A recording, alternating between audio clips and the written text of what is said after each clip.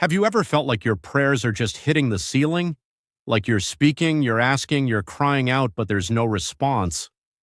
At some point in life, almost everyone who believes in God goes through a season where it feels like heaven has gone silent, and that silence can be confusing, painful, even scary. You start asking yourself questions like, did I do something wrong? Is God angry at me? Is he even listening at all? If you've ever felt this way, you're not alone. But here's the truth most people don't talk about. Sometimes it's not that God isn't answering, it's that there are deeper reasons behind the silence. Today we're going to explore why it can feel like God has stopped answering your prayers and what you can do about it. Let's begin. 1. Sometimes God's answer is no. This is one of the hardest truths to accept. We often think that unanswered prayer means no response, but no is a response. God sees the full picture of your life, past, present, and future. What you're asking for might feel right to you, but it may not be right for where you're going. Sometimes God says no because it could harm you, could distract you from your purpose, or it's simply not part of his plan for your life. Think about this. A child might cry for something dangerous, but a loving parent will refuse, not out of cruelty, but out of protection. So when God says no, it's not rejection, it's redirection. 2.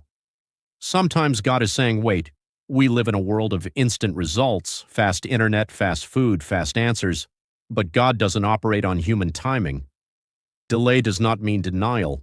There are moments when God is preparing your heart, your character, your environment, before he gives you what you're asking for, because if he gave it to you too early, you might not be ready to handle it. Waiting seasons are not wasted seasons, they are seasons of growth. And often what God is building in you during the wait is more important than what you're waiting for. 3. There may be distractions or distance in your relationship with God. Let's be honest, sometimes we only pray when we need something. We treat God like an emergency contact instead of a daily relationship. If communication only happens when there's a problem, that relationship becomes one-sided. God desires connection, not just requests. If your spiritual life has become distant, if prayer has become routine or empty, it might feel like God is silent. But the truth is, he's always near. Sometimes it's not that God has moved, it's that we have drifted. Reconnecting with him through sincerity, honesty, and consistency can change everything. 4. Unforgiveness and unresolved issues can block spiritual clarity. Holding on to anger, bitterness, or resentment can weigh heavily on your heart, and that weight can affect your spiritual life more than you realize. When your heart is full of negativity, it becomes harder to hear God clearly. Forgiveness doesn't mean what happened was okay.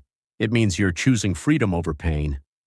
Sometimes the breakthrough you're praying for starts with letting go. 5. God may be testing your faith. Faith isn't just believing when things are going well. Real faith is trusting even when nothing seems to be happening. There are seasons where God becomes quiet, not absent, but quiet. Why?